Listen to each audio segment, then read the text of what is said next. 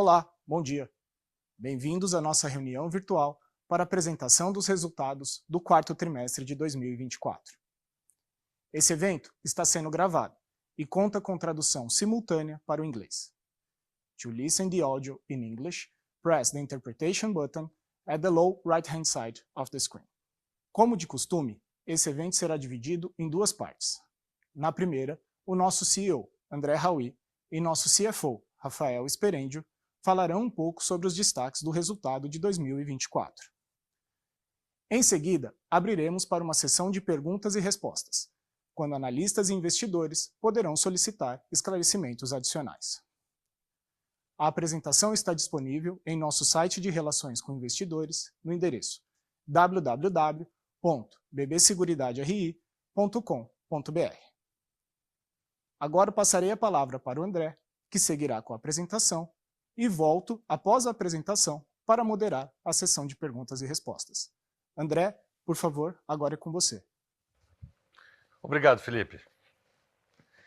Bom dia, amigos e amigas. Primeiramente, agradeço a todas as pessoas que estão acompanhando a nossa reunião virtual.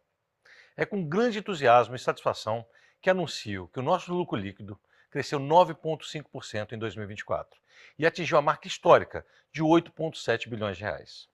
O lucro gerencial, que está no padrão SUSEP, chegou a 8,2 bilhões de reais, um aumento de 5,7% em relação a 2023. Um resultado bastante sólido, suportado pelo crescimento de 11,9% do resultado operacional líquido de impostos, que superou a redução do resultado financeiro. Continuamos com uma política de remuneração aos nossos acionistas muito robusta. Em 2024, foram destinados 7,1 bilhões de reais para pagamentos de dividendos, além de 1,2 bilhão de reais utilizado na recompra de ações. Ou seja, entre dividendos e recompra, foram mais de 8,3 bilhões destinados aos nossos acionistas, um payout de mais de 95%. Alcançamos a marca de 17,5 bilhões em prêmios emitidos, crescendo forte nas linhas mais rentáveis. No prestamista, a alta foi de 7,9%. Conforme dados da SUSEP, até novembro, registramos prêmios emitidos aproximadamente 70% superiores ao segundo colocado do ranking. No rural, mesmo em um ano desafiador, conseguimos ampliar o nosso share de mercado para 63,6%. Destaque para o crescimento de 21,2% do Vida Produtor Rural e de 28,1% do Penhor Rural. Nossa sinistralidade fechou o ano no menor patamar histórico, chegando a 23,7%, resultado de uma robusta política de subscrição e de mitigação de riscos, fruto da nossa estratégia de resseguros. Nos nossos negócios de acumulação, as reservas de previdência expandiram 9,4% em 12 meses e chegaram à marca de 428,9 bilhões. A arrecadação de capitalização cresceu 4,2%, totalizando 6,7 bilhões em 2024. No nosso negócio de distribuição, o crescimento de 10% das receitas de corretagem foi garantido tanto pelo desempenho comercial, incluindo a venda de produtos que não são subscritos por nossas investidas, como pela recorrência e reconhecimento das receitas relacionadas a vendas concluídas em anos anteriores, em especial do seguro prestamista. Em 2024, demos continuidade na execução da nossa estratégia de evoluir o uso de tecnologia e de dados para a geração de negócios e melhorar o atendimento aos nossos clientes. Foram 538 milhões de reais investidos por todas as empresas do grupo em infraestrutura de TI, cibersegurança, desenvolvimento de novos produtos e soluções digitais. Esse investimento nos ajudou a fazer desenvolvimentos importantes voltados ao nosso portfólio. Nos seguros rurais, estamos expandindo nossa atuação para além dos produtos tradicionais, como é o caso do agrícola, para conseguirmos aproveitar todas as oportunidades do agronegócio. Lançamos o penhor de animais no início do ano passado e já emitimos 511 milhões de reais em prêmios, junto com o nosso seguro pecuário faturamento, que cresceu 89% em 2024. Foram quase 650 milhões em prêmios de seguros voltados ao mercado pecuário, que representa uma importante fatia do crédito rural do Banco do Brasil. Como eu mencionei no slide anterior, o seguro de vida produtor rural teve um crescimento significativo de 21,2%. Esse aumento foi possível pelas novas condições que implementamos no produto, com expansão da importância assegurada e da idade máxima dos nossos clientes. Em uma estratégia que visa olhar o cliente em todo o seu ciclo de vida, vendemos mais de 85 mil apólices do seguro proteção pessoal, que foi lançado em 2024. Esse produto se trata de um seguro de vida com coberturas mais simplificadas e preço mais acessível. Um produto importante para universalizarmos o acesso ao seguro, criando oportunidades de longo prazo à medida que os clientes desenvolvem a sua educação financeira e passam a adquirir produtos mais sofisticados. Na Previdência, lançamos o produto que permite a oferta do saldo acumulado em reserva como garantia de operações de crédito. Uma solução importante que nós desenvolvemos aqui para dar liquidez aos nossos clientes e evitar que eles acessem uma poupança de longo prazo no caso de qualquer necessidade momentânea. E em 2024, já foram mais de 800 milhões de reais de previdência como garantia de operações de crédito. E aqui temos muito a crescer ainda. Seguimos avançando também nos nossos negócios de distribuição. Em 2024, a BB Corretora intermediou a emissão de 18,7 bilhões de reais em prêmios de seguros. A nossa investida Brasilseg tem o maior peso aqui, mas também quero ressaltar nossa atuação puramente como corretora, com a venda de 967 milhões de reais em prêmios de seguro automóvel e 153 milhões de reais em grandes riscos e transportes, com foco no segmento atacado do BB. Nessas duas frentes, não participamos da subscrição do risco. Na estratégia de diversificação, emitimos 2,1 bilhões de reais em prêmios via canais parceiros, representando 12% do total.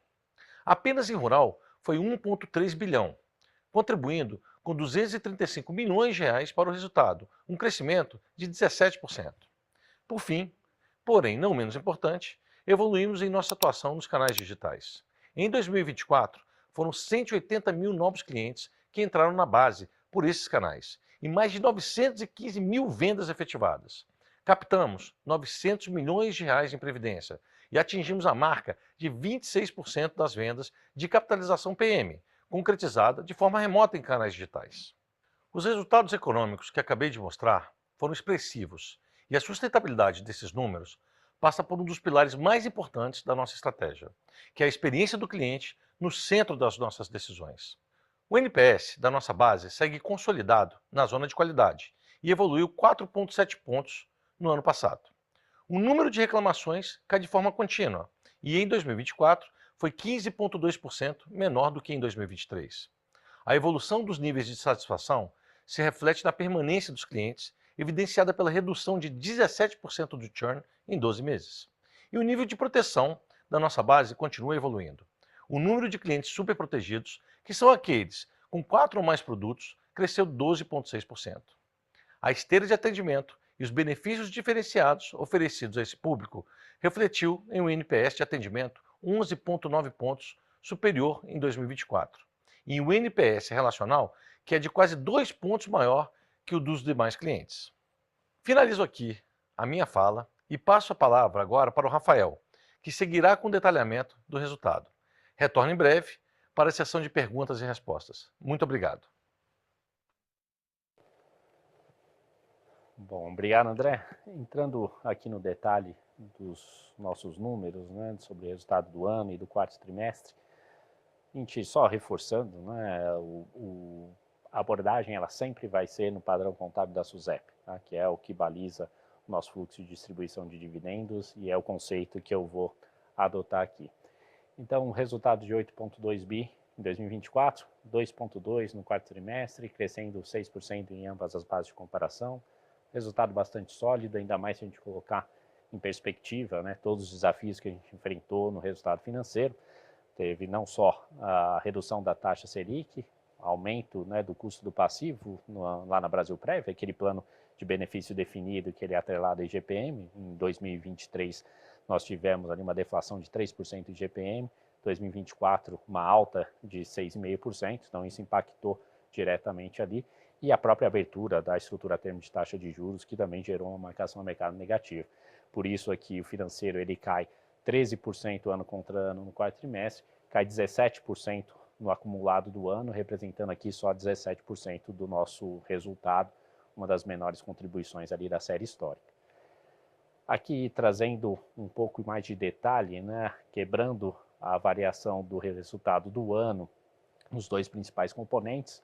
Então, o lucro cresceu algo como 440 milhões, veio integralmente, né, do crescimento da operação, crescendo 723 milhões, principalmente aqui, né, pela Brasilseg, né, não só por conta do crescimento das vendas, né, no próprio exercício, como pelo reconhecimento das vendas feitas em exercícios passados, impactando diretamente aqui no prêmio ganho, com reflexo aqui também na corretora, uma parte compensada aqui por um aumento no comissionamento, vou entrar em detalhes mais para frente, principalmente ali no prestamista, né, redução da participação do agrícola, aumento da participação do prestamista, ajudou também na composição das receitas de corretagem.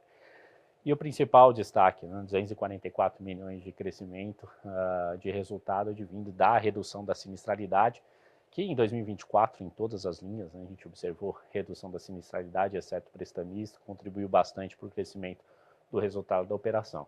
Do lado financeiro, aqui, como eu comentei, né, de 723 milhões de crescimento operacional, o financeiro consome uma parte, né, 282 milhões de redução em relação a 2023. Aqui, 57 milhões de crescimento advindo principalmente do aumento de volume.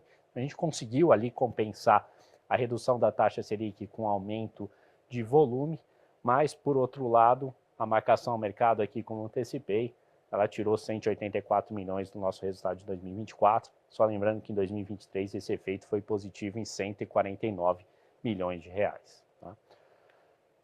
Passando aqui, entrando um pouco mais no detalhe por operação, primeiro aqui na Brasilseg, em prêmios emitidos. Né? A gente viu um crescimento de 6% no quarto trimestre, advindo aqui basicamente de uma aceleração do crescimento do segmento rural, cresceu 23% ano contra ano no quarto tri, e um crescimento de 2,2% do prêmio no acumulado do ano. A gente vê o rural crescendo 4,1%, né, o rural que representa praticamente metade dos prêmios emitidos, desses 4,1%, né, o prestamista, né, do produtor rural, que é aquilo que a gente chama de vida do produtor rural, e o penhor rural foram os principais drivers. O próprio prestamista aqui para o cliente, pessoa física e micro e pequena empresa, crescendo 8%. Vira ficou de lado, empresarial cai 40% por conta do encerramento ali do produto de quebra de garantia que a gente tinha para consórcio, não remunerava adequadamente o nosso custo de capital, nós optamos ali por descontinuá-lo no primeiro TRI de 2024. Quando a gente olha aqui a qualidade da operação, a gente vê uma melhora generalizada, uma melhora do índice combinado aqui, advinda basicamente da redução da sinistralidade, como mencionei anteriormente, né? Todas as linhas apresentando melhor, exceto ali o prestamista. O prestamista teve alguns one-offs em 2024, principalmente um reporte de sinistros que estavam represados ali. A gente fez uma revisão de bases e reportamos esses sinistros entre o segundo e terceiro TRI de 24 e provisão de excedente técnico. Tá? Se a gente segregar esses dois efeitos, a sinistralidade do prestamista teria ficado praticamente de lado, nada que preocupe. Aqui a linha cor-de-rosa a gente representa o aumento do comissionamento, esse aumento reflete positivamente ali na corretora e é função do mix que eu mencionei anteriormente. Não é? O prestamista ele tem maior índice de comissionamento entre os produtos de seguro e o agrícola é menor. Né? O agrícola perdendo participação, o prestamista ganhando, o comissionamento médio subiu. E o índice de despesas gerais administrativas ali praticamente de lado em relação a 2023. Financeiro cai 2% no quarto TRI, 8% no acumulado, aqui praticamente resultado da queda da taxa Selic. Uma parte a gente conseguiu compensar com volume, mas não totalmente. E aí, por fim, o lucro líquido crescendo 14 ano contra ano, 10 no acumulado, com crescimento do prêmio ganho, melhora do índice combinado que eu mostrei ali, mais do que compensando a queda do resultado financeiro. Passando aqui para a nossa operação de previdência, 3% de crescimento da arrecadação em 2024, chegando aqui a 59 bilhões de reais. No quarto TRI, a gente teve uma redução de 4%, ano contra ano. No termo de captação líquida, a gente observa resgates flat, 7 bilhões de captação líquida em 2024. Levou aqui nosso crescimento de reservas, da ordem de 9%, aqui é reserva, conceito reserva total, reserva de PIV GBL crescendo 10%, bem em linha com o crescimento das receitas com taxa de gestão, cresceram 10% tanto ano contra ano no quarto trimestre, como no acumulado de 2024. Muito embora a gente tenha observado aqui uma redução da taxa de gestão, né, por conta do próprio mix, a gente observa aqui no canto inferior uma redução da participação de multimercados no AUM total, né, e por consequência uma redução da taxa média, dado todo o movimento de aversão a risco, maior concentração em renda fixa, a gente observa essa redução da taxa média de gestão, mas que por conta do aumento na quantidade de dias úteis em 2024, né, a gente acaba compensando e crescendo as receitas bem em linha com o crescimento do saldo de reservas de PIV.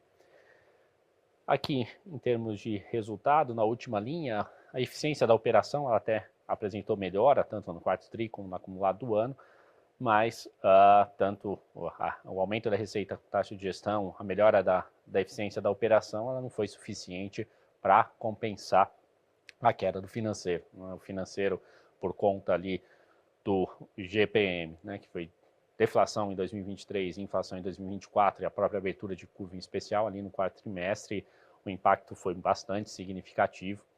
A gente teve uma redução de 72% do financeiro ano contra ano no quarto tri, de 62% no acumulado, e isso explica a queda do lucro, né, caiu 27% ano contra ano no quarto tri, 15% no acumulado, pura e simplesmente por conta do financeiro.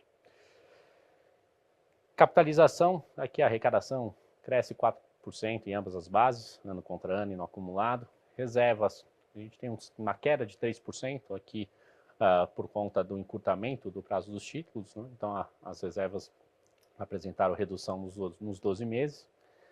Sorteios pagos, distribuímos 63 milhões de reais em prêmios de sorteio em 2024, praticamente estável ano contra ano. Resultado financeiro, quarto tri, cai 4% por conta da redução da margem financeira, aqui reflexo da redução da taxa Selic, uma parte compensada pela redução da TR, mas não foi suficiente. No ano, aqui o financeiro sobe 5%, apesar da queda de 20 bases aqui na margem financeira, por conta do aumento no saldo de aplicações financeiras, que foi suficiente para compensar. E aqui o lucro líquido cresce 1% ano contra ano, 5% no acumulado. No acumulado do ano ele cresce bem em linha aqui com o crescimento do resultado financeiro. No quarto tri cresce, embora o financeiro tenha caído por conta da redução das despesas. Esse tem sido o principal desafio dessa operação. A gente está buscando tornar mais eficiente, né, ao longo do tempo. Esse é o nosso desafio no médio prazo. Passando aqui para a corretora, cresce 8% ano contra ano, 10% no acumulado, aqui principalmente por conta da operação de seguros, não só, como eu falei inicialmente, né, pelas vendas do exercício corrente, mas também pela apropriação de vendas que foram feitas nos últimos 2, 3 anos, apropriação de corretagem agora ao longo de 2024. A gente encerrou o ano com 6 bilhões de comissões a apropriar, então ainda um saldo bastante relevante de comissões que vão passar no nosso resultado nos próximos anos. A margem líquida melhora de 1,1 ponto, ano contra ano aqui, por conta de mix e também aumento de receita financeira por conta de volume. No acumulado do ano, a margem fechando praticamente estável, um aumento de 30 bases, por isso que o resultado subiu ali na margem um pouquinho acima do crescimento da receita. Passando agora nossa prestação de contas em relação ao nosso guidance de 2024. Então, resultado operacional não juros, no intervalo de 5 a 10, nós entregamos 10,7, superamos a nossa projeção. Aqui, lá voltando no início da apresentação, por conta principalmente de uma sinistralidade mais baixa do que a gente previa inicialmente, né? Isso aqui até foi um resultado extremamente satisfatório por conta, se a gente colocar em perspectiva, né, a necessidade de constituição de provisão complementar de cobertura lá na Brasilprev, a gente não tinha projetado, ela não estava contemplada nessa projeção, e mesmo com esse provisionamento ali, que não estava contemplado na projeção, a gente conseguiu superar o intervalo de estimativas, né? Até para 2025, pelo caráter ali mais financeiro dessa provisão complementar de cobertura, né, que boa parte dela reflete a atualização por taxa mais inflação.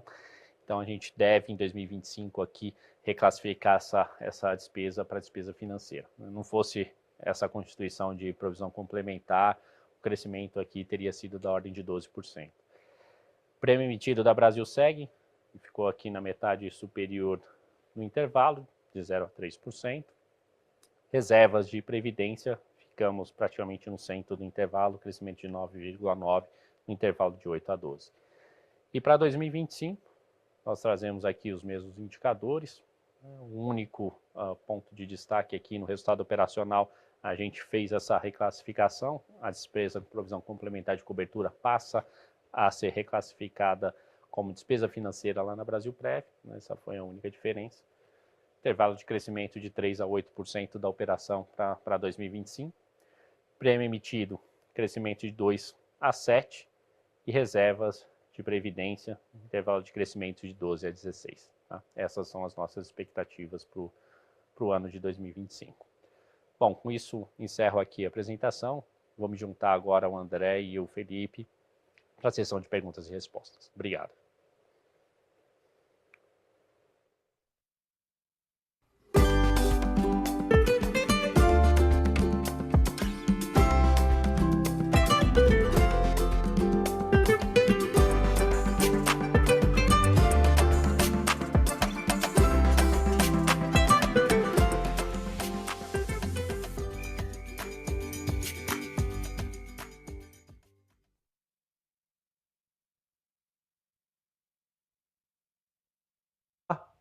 Voltamos para a nossa sessão de perguntas e respostas. Vou passar aqui rapidamente algumas orientações, só para lembrar os procedimentos para quem desejar fazer pergunta. Quem desejar encaminhar uma pergunta por escrito, basta clicar no botão Q&A, que está na parte inferior da sua tela. Lembrando que teremos uma lista de perguntas, se não conseguirmos responder a todas, a nossa equipe de relações com investidores retornará após o evento. Também teremos a possibilidade para que analistas e investidores façam perguntas por áudio. Para isso, basta clicar no botão Raise Hand, que está também na parte inferior da tela, e aguardar até que seja chamado o seu nome e você possa liberar o microfone. Bom, acho que a gente já tem uma lista de perguntas aqui, vamos iniciar. A primeira pergunta, ela vem do Jitendra, do banco HSBC. Hi Jitendra, please you can unmute and your question, please.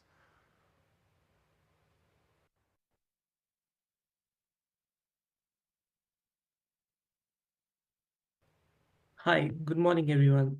Thank you for taking my questions and congrats on the results. I have two very quick questions. First, maybe on the premium growth. When we look towards 2025 in terms of written premium, how do you expect growth in 2025 across different product lines, given the higher rate scenario in Brazil and some economic slowdown? So if you could provide some numbers by product lines, that would be very helpful. And second, I just wanted to understand dynamics about gross written premium and net earned premium. So net earned premium have remained stable throughout 2024, while gross premium were, volatile. So how these two lines could evolve in coming quarters going forward or for 2025? Thank you. Okay. Hi, Jitendra. We're going to answer in Portuguese, right? A pergunta, né, só para equalizar aqui o entendimento, ela veio relacionada ao guidance de crescimento de prêmio emitido, né, e quais são as nossas expectativas entre as diversas linhas de negócio. E a segunda pergunta veio da dinâmica entre prêmio retido e prêmio emitido, né, porque o prêmio retido acabou crescendo num ritmo mais forte do que o prêmio emitido em 2024. Eu vou começar por essa, inicialmente, a segunda pergunta, tá? O prêmio retido, ele acabou crescendo num ritmo mais forte, justamente por conta da dinâmica de mitigação de risco que a gente adota dentro da companhia, né, de seguros, a Brasilseg. O seguro agrícola, né, é um produto rentável, mas que ele apresenta volatilidade, né, ao longo dos anos. Então, para reduzir essa volatilidade no nosso balanço, a gente adota uma política bastante conservadora de resseguro, onde a gente retém algo como 24% dos prêmios e cede, né, a diferença para um painel de resseguro, né? Na cessão, a gente captura a comissão. As demais linhas de negócio, né, como não tem tanta volatilidade de sinistralidade, a gente não cede prêmio para resseguro, mas contrata coberturas de stop loss para evitar risco de cauda. Só essa assim, de forma bem resumida, a estratégia que a gente adota na mitigação de risco do portfólio de seguros. Como em 2024 a gente teve um ano bastante desafiador na perspectiva do agronegócio, o produto de agrícola, né, seguro agrícola, principalmente na modalidade custeio, foi o que mais sofreu, apresentando queda ano contra ano. Mas isso apresenta uma sensibilidade maior no prêmio emitido. Tá? Quando a gente migra para o prêmio retido, como só 24% mais ou menos é retido dentro da companhia, a sensibilidade para o retido é menor e ganha peso as linhas que a gente retém mais risco e que cresceram mais ao longo de 2024.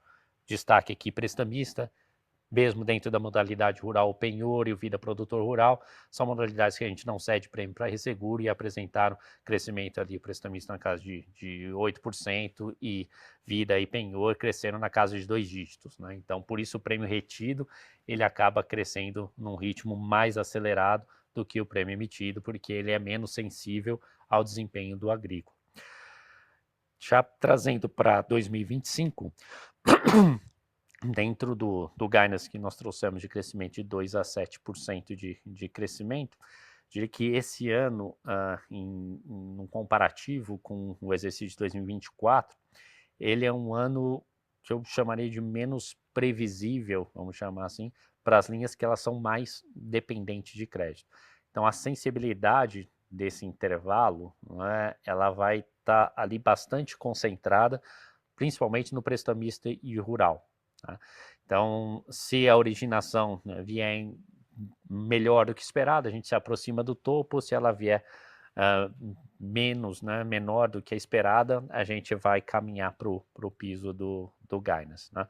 As outras linhas, vida, residencial, empresarial, são linhas ainda subpenetradas dentro da base de clientes do Banco do Brasil, são linhas que a gente vai puxar, né, para tentar que elas cresçam ali mais para o topo ou acima do intervalo do guidance, mas são linhas que são menos representativas no portfólio como um todo. Já o prestamista, ali a gente tem alguns drivers importantes, né? A gente tem toda a questão que está sendo discutida no consignado privado, que pode abrir um mercado importante aqui para o Banco do Brasil. Temos um produto novo atrelado a consórcio, que a gente deve acelerar, né, colocar na rua em março, então isso também deve ajudar, mas a gente ainda tem um ambiente, sob a perspectiva de taxa de juros, não tão favorável como a gente tinha no início do ano passado. A gente estava esperando taxa para baixo, um ambiente muito mais favorável para prestamista. E o rural tem a sua dinâmica própria, né? Então, eu diria, a gente está para 2025, né, diferente de 2024, mais otimistas nas linhas não completamente relacionadas a crédito, mas com um pouco mais de incertezas nas linhas que têm um desempenho mais ligado à originação de crédito dentro do Banco do Brasil. Thank you, Jitendra, Thank for your you. question. Thank you. A próxima pergunta, ela é do Thiago Binsfeld, do Goldman Sachs. Bom dia, Thiago. Pode liberar o seu microfone e fazer a sua pergunta. Oi, bom dia, André, Rafael, Felipe. Eu queria fazer uma pergunta no resultado financeiro, entender um pouco das expectativas de vocês para 2025. Estou olhando aqui na página 7 da apresentação de vocês, teve uma queda em 2024 ali na casa de 280 milhões de reais. Claro que tem muitas incertezas no ano à frente, né? Coisas que vocês não controlam, como marcação a mercado, descasamento temporal, abertura de curva, tudo isso. Mas queria entender como é que vocês estão pensando na contribuição de resultado financeiro para lucro para os próximos 12 meses, porque pensando que o resultado operacional pode adicionar uns 550 milhões de reais, que eu acho que é o que está implícito no ponto médio do guidance operacional de vocês, entender se o resultado financeiro talvez tenha alguma contribuição nessa ordem de grandeza também. Seria interessante para ajudar a gente a pensar aqui. Obrigado. Obrigado pela pergunta, Thiago. O resultado financeiro, ali você abordou bem alguns pontos que impactaram 2024, que a gente não espere que tenham mesma relevância em 2025. Então, segregando os nossos componentes, aqui eu vou focar na carteira que hoje ela passa no P&L, tá? Como a sua pergunta ali ela está relacionada entre operacional e financeiro, eu vou focar ali na parcela que passa na demonstração de resultados. Então, um primeiro ponto, tá? O ano passado, você abordou bem e está na nossa apresentação, nós tivemos uma perda líquida de 184 milhões de marcação a mercado, tá? E uma parcela relevante ela aconteceu no final do ano passado por conta da abertura de curva de juros. Isso advém principalmente ali da carteira que a gente mantém na Brasilprev como ativo para fazer frente às nossas obrigações daquele plano tradicional. Então, boa parte está ali atrelada à inflação, NTNB, com prazo médio e longo. Tá? Então, desses 184 milhões que a gente já teve ali, ponderado pela nossa participação nas empresas, pós-imposto de renda, eu diria que existe uma assimetria hoje. Tá? Eu diria que a probabilidade, né, para 2025, ela é maior de termos ou marcação positiva ou de não termos marcação do que aconteceu ano passado. Então, vamos assumir que o cenário conservador, a gente não tenha mais marcação a mercado negativa, que a curva fique flat em relação a dezembro, o que já não é verdade, porque ela já fechou, né? De dezembro para cá ela já fechou, então a gente já tem marcação positiva no primeiro tri. Então, só aqui a gente teria 184 milhões adicional no resultado financeiro. Por outro lado, aqui na parcela pós-fixada, aí que a conta é relativamente simples, não mudou aquela premissa que a gente tem trazido a mercado, 100 bases de Selic equivale a 100 milhões de lucro. Tá? Então, aí vai depender da sua premissa de Selic. Se a gente usar hoje a Selic está implícita na curva, a gente teria algo como ali uns 5 pontos de aumento na Selic média, que daria algo como, 4 pontos de aumento na Selic média, que daria algo como 400 milhões de reais. Tá? Então, mas aí vai variar de acordo com a premissa de cada um. Usando hoje o que está implícito na curva de juro, daria ali um aumento de quase 4 pontos, 400 milhões mais 184, assumindo que a gente não teria marcação negativa, daria algo como 584 milhões mais ou menos no resultado financeiro adicional para 2025. Perfeito. Obrigado, Rafael. A próxima pergunta ela é do Caio da Prata, do UBS BB. Bom dia, Caio. Pode seguir, por favor. Bom dia, Felipe, André, Rafael, tudo bem? Obrigado pela oportunidade. Eu tenho duas aqui do meu lado. A primeira também em relação ao guidance, mas aqui focado um pouco mais no operacional, né? Só queria ter uma ideia um pouco mais sobre como é que está esse crescimento do resultado por subsidiária e também entender melhor o que vocês estão considerando de sinistralidade do rural, né? Que talvez aqui a linha mais volátil, vocês tiveram uma performance bem positiva ao longo de 2024 e depois eu faço a minha segunda. Obrigado. Obrigado, Caio, pela pergunta. As premissas que estão implícitas ali no resultado operacional, as duas mais relevantes, elas já estão no próprio guidance, né? O prêmio emitido e o próprio crescimento de reservas ali na Brasilprev. Aqui está faltando ali para fechar é justamente a questão da sinistralidade que você perguntou, né, Caio? Para 2025, o que ocorre? A gente fechou no low histórico de sinistralidade no agrícola, né, no rural, por consequência. Né? Então, é difícil assumir, que né, eu mencionei na resposta, né, na primeira pergunta que foi feita, que o agrícola ele tem uma relativa volatilidade. Quando a gente observa o contexto, né, atual de projeção de clima, lógico que isso muda com certa frequência, né, Mas hoje, para exercício de 2025, a gente tem aqui no primeiro trimestre uma predominância de laninha, perdendo força ao longo do primeiro tri e passando para uma predominância de neutralidade a partir do segundo tri até o final do ano. Seria um cenário extremamente benéfico.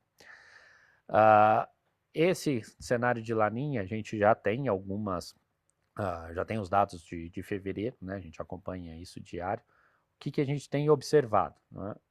Uma frequência mais reduzida de avisos em relação ao ano passado, mas com uma severidade maior, em especial Mato Grosso do Sul e Rio Grande do Sul. Né? Mais uma vez, né? Maior em cima do low histórico que foi no ano passado. Se eu comparar, por exemplo, com 2023, aí a figura já muda. A própria dinâmica muda, né? Porque a gente está observando nesse ano um aumento em janeiro e uma tendência de redução já em fevereiro. Tá? Em 23 a gente observou ela crescente, janeiro, fevereiro e março. Tá? Então, o que eu posso extrair, assim, lógico que a gente está muito no início do ano para estabelecer qualquer tendência, mas a princípio parece que a sinistralidade ela deve ficar entre o que a gente observou em 24 e o que nós observamos em 2023. Tá?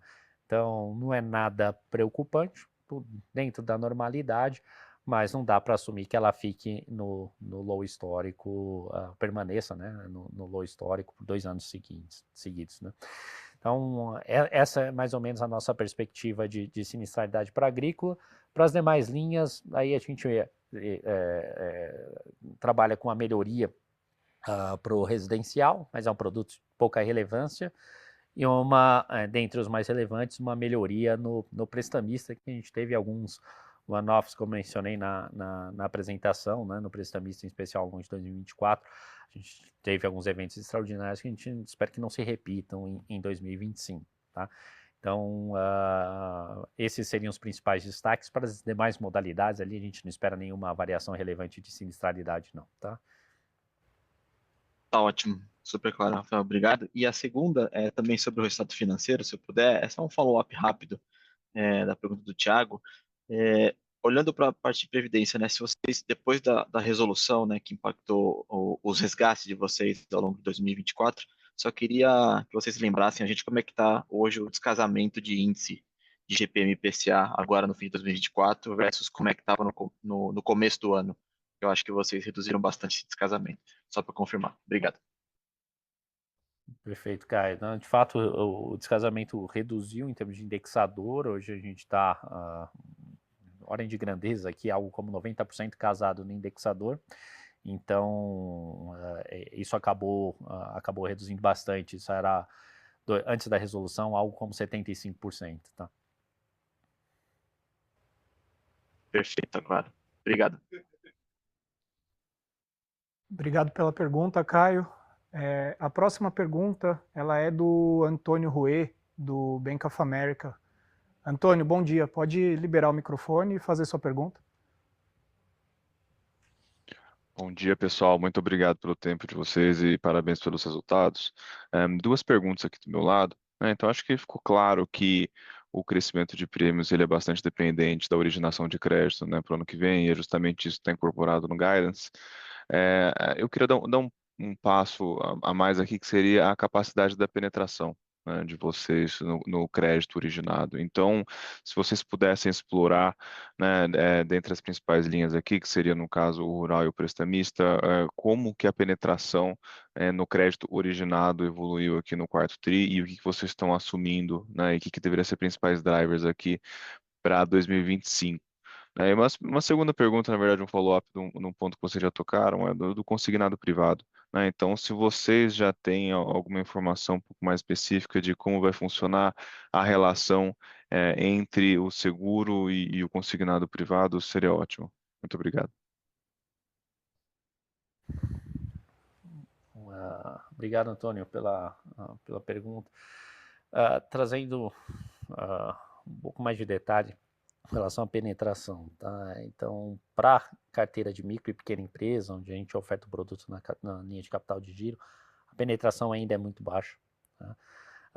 Vou abordar o prestamista primeiro, depois eu detalho um pouco no rural. Para a pessoa física, a gente já tem uma penetração elevada, ela reduziu um pouco em relação ao ano passado, algo completamente normal num ambiente de taxa de juros ascendente, né? Então, a colocação do prestamista nesse contexto, ela acaba sendo mais difícil, tá? Então, mas, como falei, reduziu, mas reduziu na margem, reduziu pouco. Mas já é uma carteira mais madura, né, em termos de penetração, que é um produto que hoje, né, já está disponível dentro do nosso portfólio já há algo como um pouco mais de 10 anos. Né, então já é uma carteira bem mais madura. Na carteira de micro, pequenas e médias empresas, ainda a gente tem assim, um pouco mais de espaço para crescer penetração. Na linha de rural, aqui, assim, a gente pode olhar por diversas métricas, né? A penetração de seguro hoje, no Brasil como um todo, ela é muito baixa. Chegou, aqui a memória pode estar me traindo um pouco, mas algo como 15%, a coisa de 2 anos atrás, essa penetração reduziu para algo como 10% da área plantada no Brasil hoje, protegida por seguro agrícola. Tá? Então, que ainda é um patamar muito baixo se você comparar com economias mais desenvolvidas, trazendo aqui um parâmetro de referência, Estados Unidos, a penetração ali hoje, né, é algo como 80% da área plantada, né, muito mais relevante do que a gente observa aqui no Brasil. E aí não só falando em grãos, mas também se a gente migrar para a pecuária, que é hoje um portfólio que é extremamente relevante na composição de crédito do Banco do Brasil, é uma linha que a gente explora muito pouco, né? A gente tinha um produto de pecuário, a gente vem testando, lógico, é um risco que a gente não tem tanto domínio como a gente tem em grãos, mas a gente vem testando desde 2018 aqui, mais ou menos, 2019, e começou a ganhar um pouco mais de relevância agora em 2024, e a gente vai continuar expandindo agora em 2025, já que é uma carteira extremamente saudável sobre a ótica de sinistralidade, e a gente tem conforto para começar a escalar um pouco mais. E o próprio penhor de pecuário, né, que a gente também lançou um produto no início do ano passado e foi extremamente relevante para 2024 como um todo na composição de prêmios. Né? Então, eu diria, existe sim oportunidade no segmento de grãos, mas o próprio setor está passando aí por um reequilíbrio de oferta e demanda, que tanto do lado do preço como do lado do preço de insumo, como lá do preço das commodities. Então, passado esse período de ajuste, a gente já está com uma visão mais otimista para 2025, e aí, né, esperando que isso ocorra, a gente pode voltar a crescer penetração, como a gente viu isso acontecendo 2 anos atrás, e o próprio segmento de pecuária que a gente explora pouquíssimo hoje e é extremamente importante para o Banco do Brasil, e a gente vem crescendo ao longo dos anos, tá? Mas ali é onde está a maior oportunidade, eu diria, olhando mais para médio e longo prazo.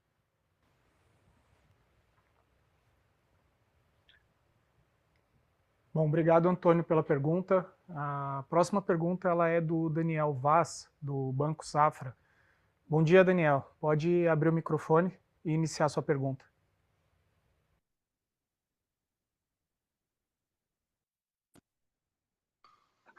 Daniel, bom dia. Vocês me ouvem, pessoal? Agora sim. Agora Bom sim. dia, Rafael. Bom dia, Felipe. Eu queria revisitar um pouco da fala do Rafael no nível de retenção de risco que vocês querem ter na parte de resseguro no agrícola. De certa maneira, isso poderia destravar algum ganho além do que vocês estão colocando ali implícito no prêmio emitido para prêmio ganho, né, para prêmio retido. Isso vocês têm discutido isso internamente na política de risco de vocês? Como é que está esse desenrolar, justamente nessa política de risco que vocês querem reter? E aí uma segunda pergunta talvez para o André, se tem alguma evolução na discussão da renegociação do contrato com o Banco do Brasil, para a gente poder ouvir da atualização de vocês se algo aconteceu nesse meio tempo. Obrigado.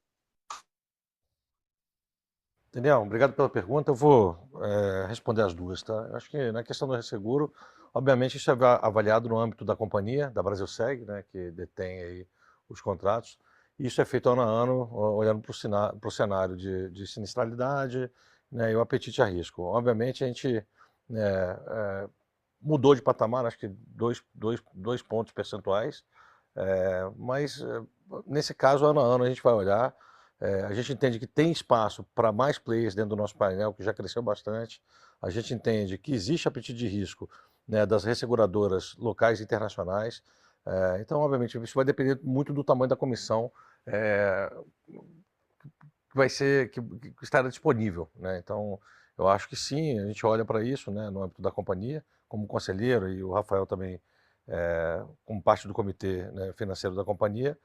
Então, o cenário ele é olhado ano a ano. Esse ano a gente vai olhar de novo, entender se de fato isso faz sentido. Em relação aos contratos, conforme eu venho falando, né, a gente, como BB Seguridade, a companhia é Banco do Brasil, a companhia continuará existindo. Isso não é um tabu, a gente continua, né, conversando com o banco. A gente entende que ainda não chegou o momento, né, de sentar e desenhar, né, nada, até porque ainda tem bastante tempo dos contratos com os nossos sócios nas companhias investidas. Então, no momento certo a gente vai sentar e vai conversar, mas obviamente a gente, né, já olhou, já entendemos. A intenção nossa é extrair o máximo de valor possível, né, e que o banco também tenha, né, a sua recompensa pelo balcão que é utilizado. Então, basicamente é isso. Tá claro, obrigado. Obrigado, Daniel. A próxima pergunta, ela vem do Guilherme Grespan, do JP Morgan. Bom dia, Grespan, tudo bem? Pode fazer sua pergunta. Bom dia, pessoal. Obrigado pela apresentação. Duas do meu lado. A primeira é com relação aos novos produtos. Uma dúvida só que ficou, um follow-up na pergunta do Antônio. Ele perguntou do consignado privado. Eu queria só confirmar com vocês dois dados. Se a penetração de vocês do prestamista no consignado privado é igual ao consignado público, quanto mais ou menos essa penetração, e se a rentabilidade do produto é a mesma nos dois segmentos. E aí, na verdade, minha pergunta é mais no consórcio também, que é a segunda parte dessa pergunta. Vocês vão relançar agora, né? E minha dúvida é o seguinte: vocês tiveram um pouco de dificuldade, pelo que eu vi, de rentabilidade do produto nos últimos anos. O que é até estranho um pouco para mim, porque eu tendo a imaginar que seguridade é mais sobre distribuição e menos sobre precificação. E parece um profit pool grande para vocês, né? Se vocês conseguirem encaixar bem o produto dentro da distribuição de consórcios do Banco do Brasil, me parece, e no preço certo, me parece ter um profit pool decente para capturar. Então, eu queria só pegar com vocês também o que vocês estão mudando no produto, como a gente deve imaginar esse revamping que vocês estão pensando para 2025. E aí, só minha segunda pergunta é bem rápida. Buyback, vocês fizeram 0 no TRI, me chamou atenção, e finalizaram o programa com 87%, né? Menos de 100% da execução. Como que está a cabeça de buyback? Eu estava com a impressão que vocês iam favorecer mais buyback na margem, mas me chamou a atenção o 0 de recompra no trimestre. Obrigado. Vai pelo buyback, acho que eu posso responder. Guilherme, obrigado pela pergunta. Eu vou pedir para o Rafael começar pela última e eu posso endereçar do consórcio. E aí a gente bate uma bola aqui sobre a penetração do consignado. Perfeito. Bom, com relação ao buyback, Grespan, a gente acabou executando 1 bilhão e 200 milhões, né, ao longo de 2024. Assim, é um volume irrelevante. O programa foi executado praticamente na totalidade. A gente tem algumas limitações, né, dentro da própria execução, né? Por exemplo, o caixa disponível hoje na Seguridade iria vir boa parte do caixa gerado pela BB Corretora, que ela tem uma NPL reduzida e ela acaba tendo hoje só capacidade para distribuição nas cabeças de semestre, vamos chamar assim. Então, a gente executou na medida do possível ali dentro do caixa disponível.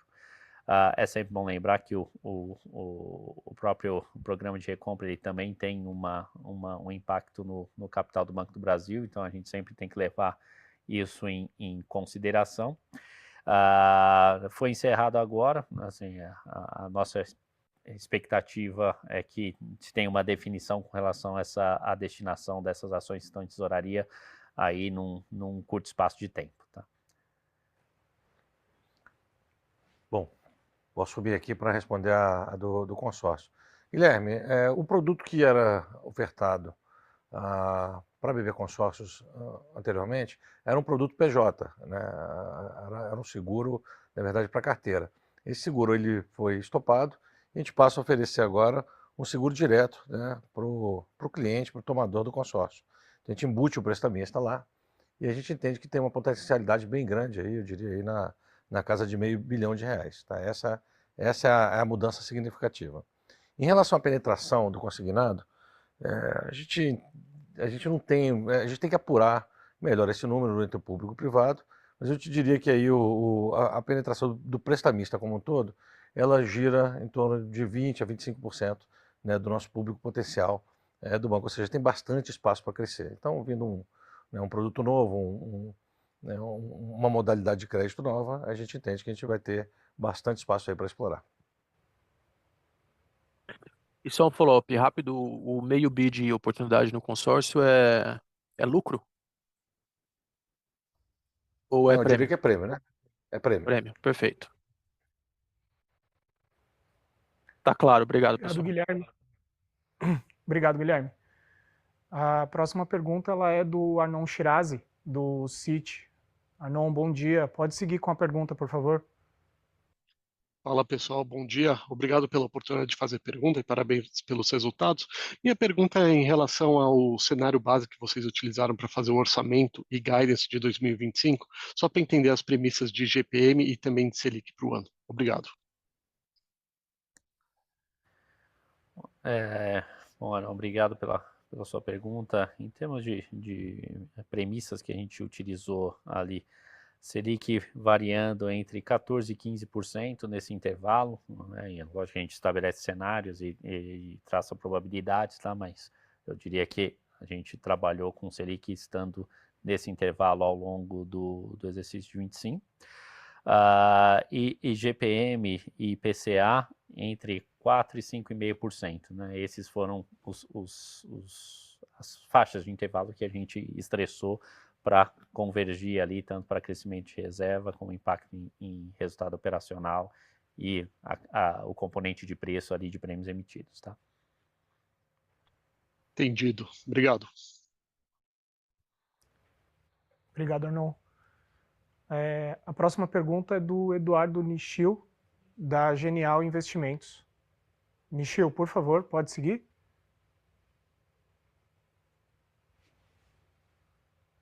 Opa, bom dia a todos, André, Sperendi e Felipe. Eu tenho duas perguntinhas também.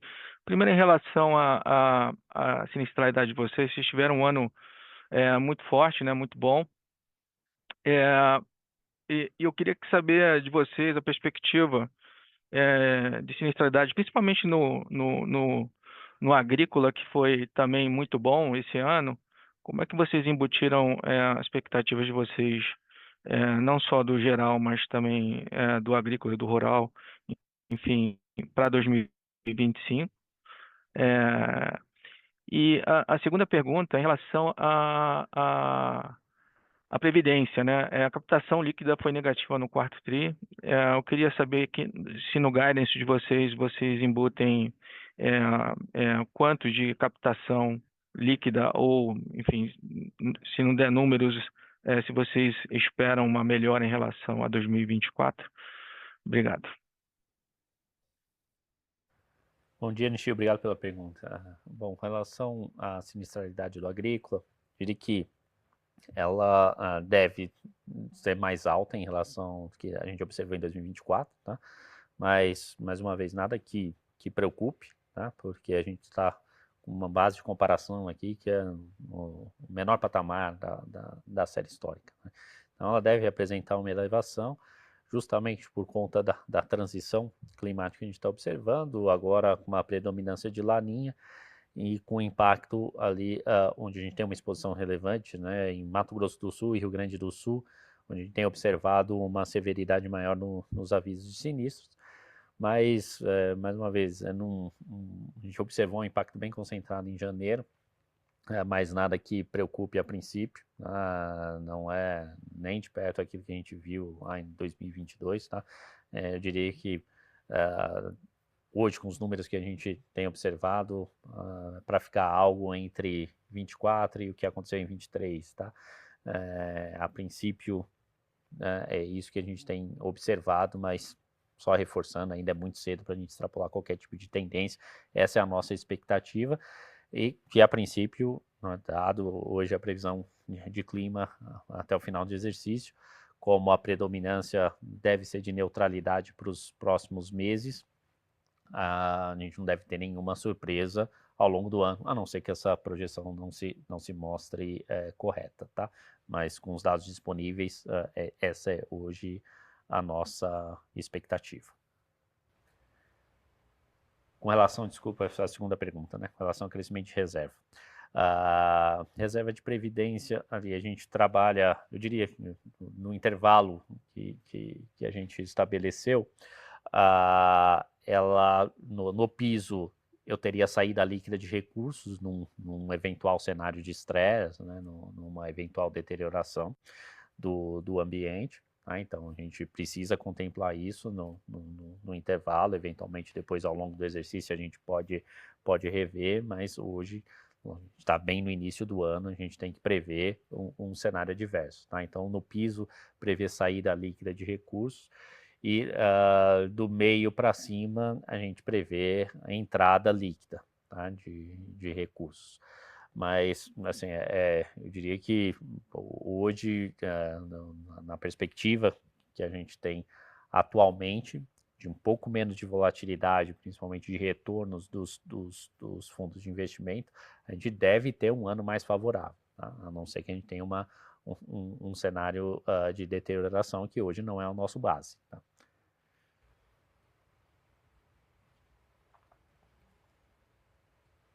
Perfeito, obrigado. Nishio, pela sua pergunta.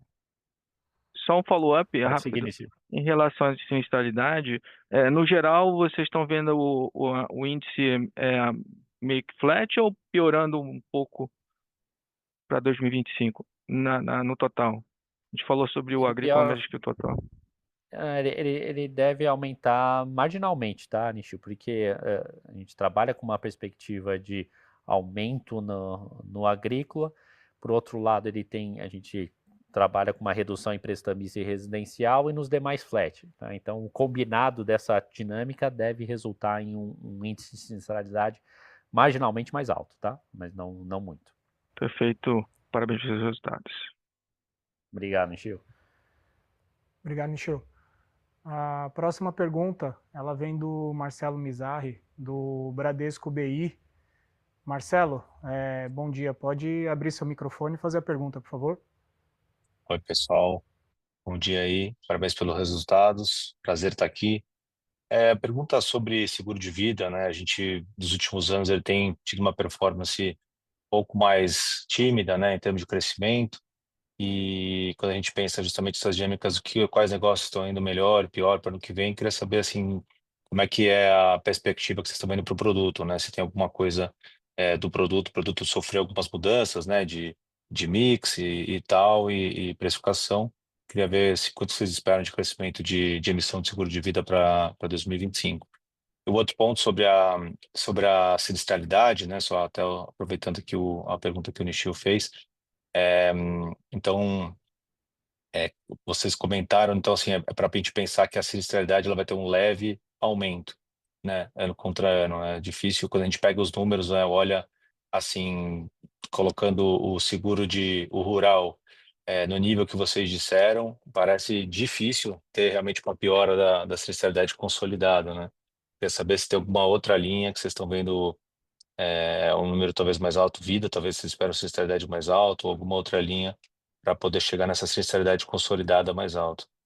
E por último, sobre a Previdência, mais a pergunta é se vocês acham que 2025 pode ser um ano de, assim, vocês esperam ter captação líquida positiva em 2025? Se tem alguma coisa que também diferente no produto, no perfil, até com a história toda de taxa de juros mais alta ou não? Acho que é mais a sazonalidade, as questões né, de premiação e tal, que às vezes afetam o final do ano, né?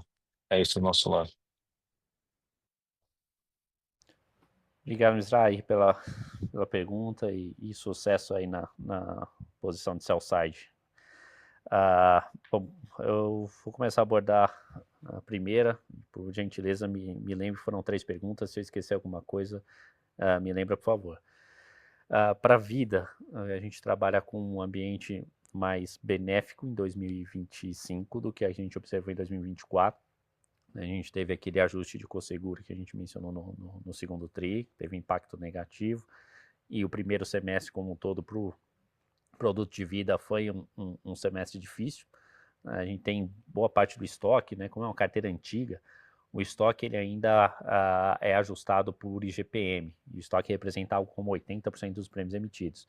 E quando o IGPM fica negativo, a gente não repassa ajuste de preço. Então, praticamente as apólices que venceram ao longo do primeiro semestre, elas não tiveram reajuste de preço, elas só passaram a ter reajuste nas apólices que venceram ao longo do segundo semestre. Então, a deflação do IGPM no começo do ano passado, ela acabou impactando negativamente a emissão de prêmios em 2025, que é um cenário que a gente não espera que se repita, emissão de prêmios em 2024, que é um cenário que a gente não espera que se repita em 2025, tá?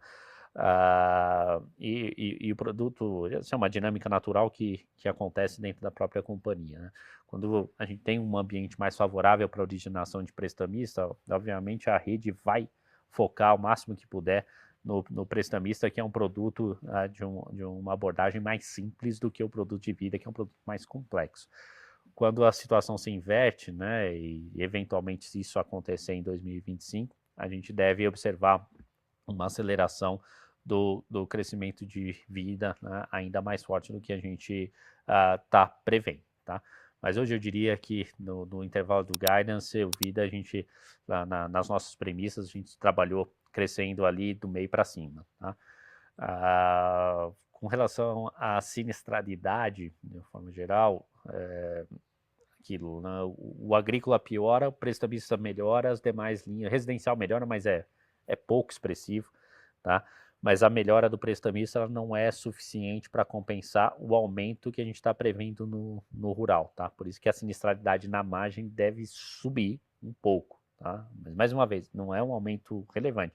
A gente está falando do piso histórico, né? Então deve ter um pequeno aumento em 2025. E para a Previdência, hoje o cenário que a gente trabalha, econômico, de desemprego no low histórico, a curva de juros com menos volatilidade, até com fechamento, né? Então, o que influencia muito captação líquida, a renda disponível e, às vezes, o cliente entra em pânico quando ele vê a oscilação atípica de retorno, tá? Então, isso aconteceu um pouco ao longo de 2024, em especial no final do ano, com a abertura da estrutura termo. A gente tirou risco dos fundos ao longo do ano passado, a gente está bem mais, hoje, numa gestão bem mais conservadora, para tirar um pouco dessa volatilidade, para não assustar o cliente. Então, a gente não espera que tenha o mesmo impacto que aconteceu em 2024, e hoje as expectativas, a gente olha cenário, né, de Selic de 2 dígitos ainda, né, menos volatilidade de curva e desemprego no low histórico, ela favorece, né, que o nosso cenário base, né, e obviamente o otimista, a gente tenha captação líquida positiva, tá?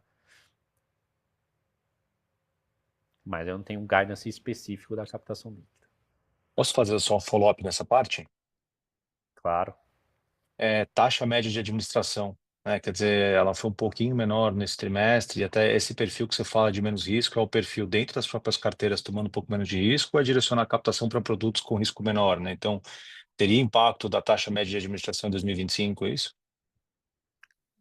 A gente espera que a tendência se mantenha, que a gente viu nos últimos anos, e a taxa média caindo um pouco menos de um BIP por trimestre, tá? Legal, obrigado, hein, gente. Nada. Obrigado, Mizrahi. Temos mais uma pergunta agora do Pedro Leduc, do Itaú BBA. Pedro, bom dia. Pode seguir, por favor. Boa tarde, prometo ser breve aqui. Em prêmio emitido, temos o guidance do ano, né, 2 a 7. 2024, o rural ele acompanha a originação de crédito no BB, só que com um mix bem diferente, com agrícola caindo, penhor e vida produtor subindo muito.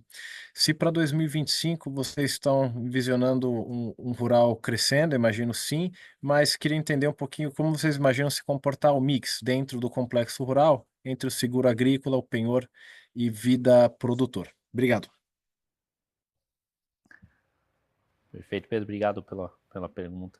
Assim, só recordando, né, o que aconteceu em 2024, a gente teve sim um pouco de dificuldade na colocação do produto agrícola, por conta do próprio contexto, né, do agronegócio, e conseguimos compensar esse déficit, vamos chamar assim, com a abertura de novas linhas, né? Eu mencionei o penhor pecuário, o próprio seguro pecuário, né? Aí não tem relação com a atividade de garantia, né? Dada ao crédito, e revisitamos ali importância segurada e idade limite no vida produtor rural. Né? Então, com isso a gente conseguiu contornar as dificuldades que a gente enfrentou ali no agrícola e encerramos o ano com crescimento. E é sempre bom lembrar também, você fez a correlação com a carteira do banco, mas a própria relação entre os produtos que nós temos no portfólio e as linhas de crédito do banco. Né? Então, o custeio, ali a gente consegue entrar com seguro agrícola e vida produtor rural, e, assim, dependendo, né, da garantia dada no penhor. As linhas de investimento, aí a gente consegue entrar com penhor e com vida. E linhas de comercialização, vida, em alguns casos penhor. Tá? Então, existe um ponto comum entre as três linhas, né? Custeio, investimento e comercialização. Vida, produtor rural, a gente consegue atuar nos três. Quando a gente tem dificuldades em algumas delas, né, a gente pode sempre recorrer ao vida para tentar compensar, sempre lembrando que também é um produto extremamente importante, relevante para o produtor rural. Durante a pandemia, dos 1 bilhão e algo como 1,3 bi, que eu me recordo aqui, de indenizações que aconteceram, mais da metade foram feitos a produtores rurais que tinham vida produtor rural, atrelado em alguma operação de crédito. Então, isso acabou ajudando muitas famílias que dependiam ali do negócio do produtor. Tá? Então, esse é o agregado. Para 2025, aqui, lógico que a gente parte de uma base de comparação mais difícil, né, dado o crescimento do penhor e do vida produtor rural. E nós estamos mais otimistas esse ano do que o ano passado na questão do agrícola. Então, a dinâmica hoje, na formação de prêmios emitidos, a gente deve observar uma desaceleração de crescimento no penhor e vida e uma recuperação do agrícola. Tá? Esse é o cenário que a gente está esperando. Excelente, muito obrigado. Obrigado, Leduc. A gente não tem mais nenhuma pergunta na fila aqui, pelo áudio, e as perguntas do Q&A todas já foram respondidas durante o ao vivo. Então, com isso a gente encerra a nossa reunião virtual do quarto trimestre de 2024. Lembrando que no finalzinho a gente vai ter uma pesquisinha de satisfação, quem puder responder a gente agradece bastante. E gostaria agora de passar para o André e para o Rafael para considerações finais. Eu só agradeço e coloco à disposição, né, tanto eu como o time de RI, para esclarecer qualquer dúvida que não tenha sido esclarecida aqui no call. Bom, quero agradecer em primeiro lugar aos nossos clientes, aos nossos investidores e ressaltar, né, a qualidade do nosso time técnico que faz com que esse resultado possa acontecer e o crescimento dessa empresa continue exponencial. Então, meu muito obrigado a todos pela confiança e a gente se vê no próximo trimestre. Muito obrigado, até breve.